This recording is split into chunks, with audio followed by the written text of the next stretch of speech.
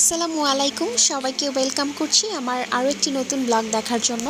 সবাই কেমন আছেন? আশা করি যে যেখানে আছেন, যে যেখান থেকে আমার ভিডিওটি দেখছেন, সবাই আল্লাহর ইচ্ছায় ভালো আছেন। আলহামদুলিল্লাহ, আমিও আমার পরিবার ভালো আছি, সুস্থ আছি। প্রচণ্ড গরম পড়েছে ইদানিং, সেটা আমরা সবাই ভোগ করছি। তো শুধু আমরা একা না, আমার এই গাছগুলোও সেই প্রচণ্ড গরমের কারণে গাছের পাতাগুলো খুব নরম হয়ে গেছে, যেহেতু বারান্দায় থাকে, অনেক সারাটা দিনই রোদ থাকে, আর অনেক পাতাগুলো মরে যাচ্ছে, নতুন পাতাও গজাচ্ছে। এখন যেহেতু ফাল্গুন মাস চলে গেছে, বৈশাখ মাস শুরু হয়ে গেছে, তো পাতাগুলো ঝরে যায় একটা টাইমে, আবার আসে। তো এই যে আমি এখন দুপুরে রান্না বসিয়ে দিয়েছি। এত গরমে আসলে রান্নাঘরে ঢুকতেই ইচ্ছে করে না, তাই কখন রান্না বসাবো আর রান্নাঘর থেকে বের হব, এইটার টার্গেটেই আমি থাকি। তো যার জন্য রাইস কুকারে ভাত বসিয়ে দিয়ে আর 2 চুলাতে ঝটপট করে রান্না করে নিচ্ছি। এর মধ্যে আবার আমার আম্মু বাড়ি থেকে এসেছে, এই দেশি মুরগিটা নিয়ে এসেছিল বাড়ি থেকে, তো সেটাই রান্না করছিলাম। আর আমার শাশুড়িও ঈদের পরে আমাদের বাসায় বেড়াতে এসেছিল।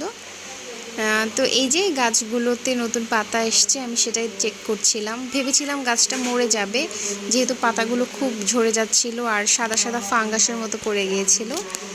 এই যে আমার বেবিরা একটু বিভিন্ন পশু পাখির দিয়ে সাজিয়ে রেখেছিল প্লাস্টিকের, ওগুলো একটু ঠিক করে দিচ্ছিলাম আর পাতাগুলো একটু চেক করছিলাম সত্যি পাতাগুলো হচ্ছে কিনা। ভাবছিলাম এই গাছটা একেবারেই মরে গেছে। তো আজকে প্ল্যান আছে একটু চালের রুটি করব। আম্মু বাড়ি থেকে চালের গুঁড়া এনে দিয়েছিল, আমাদের ক্ষেতের চাল, ওইটার গুঁড়া করে এনেছে। চালের গুঁড়ার রুটি পিঠাটা আমাদের বরিশাল অঞ্চলে সবারই খুব পছন্দ, তো যে আমার শাশুড়ি মা বেশি পছন্দ করেন, তো যার জন্য উনিও আছেন, আম্মু এসেছে, এই উদ্দেশ্যে ভাবলাম তাহলে আমাদের এই আয়োজনটা শুরু করা যায়। আর যেহেতু আমরা বরিশালের মানুষ, আমাদের একটা বড় আয়োজন ঘিরে থাকে এই রুটি পিঠাটা। আর চালের রুটির সাথে একটা বিশেষ যেটা দিয়ে আমরা সবাই খেতে পছন্দ করি, গরুর মাংস আছে, কিন্তু তার সাথে হচ্ছে চিংড়ি মাছ দিয়ে নারকেল দিয়ে একটা বিশেষ ঝোল করা হয়, ওইটা কম বেশি সবারই ভীষণ পছন্দ। তো এই যে আমি আটাগুলো একটু মথে দিয়েছিলাম।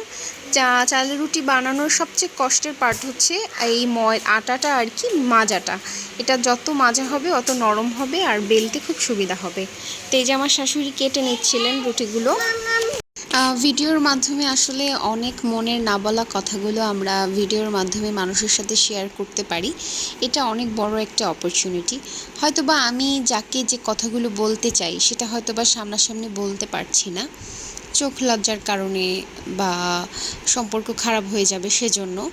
তো সেই মনের কথাটা তো আবার বলাও দরকার। তো এই জন্য ভিডিওটা এমন একটা মাধ্যম, যেটার মাধ্যমে আমরা অনায়াসী রূপকভাবে কথাটা শেয়ার করতে পারি। তো সেই পরিপ্রেক্ষিতে একটা কথা বলতে চাই, সেটা হচ্ছে আমরা প্রত্যেকটা মানুষ যার যার দৃষ্টিকোণে যদি নিজেকে বিচারের জায়গায় রেখে অপোজিটকে চিন্তা করি, তাহলে মনে হয় তাহলে সমাজটাও ভালো হতো, পরিবেশটাও সুন্দর থাকতো। কিন্তু আমরা আসলে সেটা বুঝিও, কিন্তু করি না। কিন্তু এইটা অভ্যাসটা করে নেওয়া আসলে খুব জরুরি পরিবেশটা ভালো রাখার জন্য। তো এই যে কথা বলতে বলতে রুটিগুলো ভেজে নিচ্ছিলাম।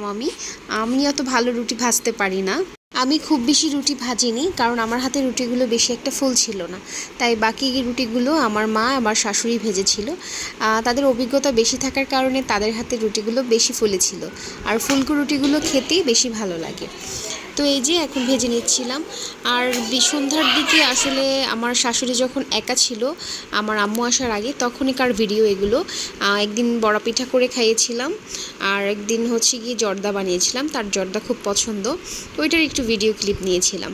আসলে চেষ্টা করেছি তাকে, তার যেহেতু মেয়ে নেই, যথেষ্ট ভালোবাসা দেখানোর জানি না কতটুকু পেরেছি, সেটা উনি আর আল্লাহ তাআলাই ভালো জানেন। আসলে একটা মানুষ আরেকজনের মন মতো হতে পারে না, সে যতই চেষ্টা করুক, কারণ মানুষ মাত্রই ভুল, মানুষের দ্বারাই ভুল হয়। তবুও আমি চেষ্টা করি সবাইকে ভালোবাসা বোঝানোর জন্য। সবার সুস্থতা কামনা করে আমার আজকের ভিডিও এখানেই শেষ করছি। সবাই ভালো থাকবেন। আসসালামু আলাইকুম।